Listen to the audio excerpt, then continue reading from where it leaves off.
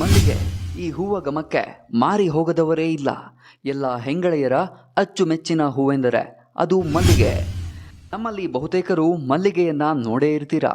ಆದರೆ ಇವುಗಳ ಪೈಕಿ ವಿಶೇಷದಲ್ಲೇ ವಿಶೇಷವೆನಿಸುವ ಭೌಗೋಳಿಕ ಮಾನ್ಯತೆ ಪಡೆದ ಅಂದರೆ GI ಟ್ಯಾಗ್ ಪಡೆದುಕೊಂಡ 3 ವಿಶಿಷ್ಟ ವಿಧದ ಮಲ್ಲಿಗೆಗಳಿವೆ.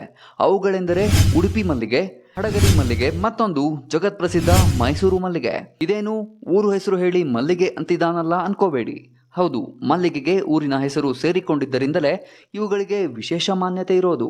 ಶ್ರೀಕೃಷ್ಣನ ಆರಾಧನೆ ಹಾಗೆಯೇ ಉಪಹಾರ ಮಂದಿರಗಳಿಗೆ ಪ್ರಖ್ಯಾತವಾಗಿರುವ ಉಡುಪಿ ತನ್ನಲ್ಲಿನ ಮಲ್ಲಿಗೆಯಿಂದಾಗಿಯೂ ಸಹ ಪ್ರಖ್ಯಾತಿ ಗಳಿಸಿದೆ.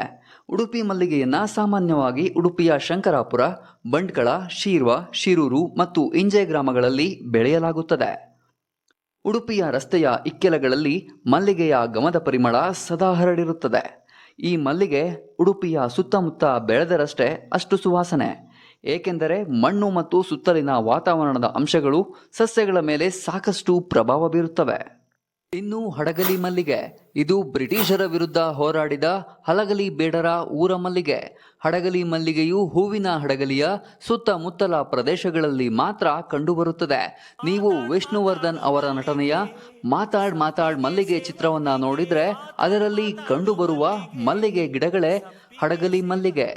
ಇನ್ನೂ ಇಷ್ಟವಾದ ಇನ್ನೊಂದು ಮಲ್ಲಿಗೆ ಎಂದರೆ ಅದುವೇ ಮೈಸೂರು ಮಲ್ಲಿಗೆ. ಹಳೆ ಮೈಸೂರು ಭಾಗದಲ್ಲಿ ಈ ಮಲ್ಲಿಗೆಯನ್ನ ಹೆಚ್ಚಾಗಿ ಬೆಳೆಯಲಾಗುತ್ತದೆ. ಆದರೆ ದುರದೃಷ್ಟವಶಾತ್ ಇತ್ತೀಚಿನ ದಿನಗಳಲ್ಲಿ ತಮಿಳುನಾಡು ಹಾಗೂ ಇನ್ನಿತರ ಭಾಗಗಳಿಂದ ಬರುತ್ತಿರುವ ದುಂಡು ಮಲ್ಲಿಗೆಯನ್ನೇ ಮೈಸೂರು ಮಲ್ಲಿಗೆ ಎಂದು ಮಾರಾಟ ಮಾಡುತ್ತಿದ್ದಾರೆ. ಆದರೂ ನಿಜವಾದ ಮೈಸೂರು ಮಲ್ಲಿಗೆ ಗುರುತಿಸುವಂತಾಗಲಿ. ತಾಯಿ ಚಾಮುಂಡಿಯ ಪಾದಕ್ಕೆ ಅದು ಸಮರ್ಪಿತವಾಗಲಿ. ಜೈ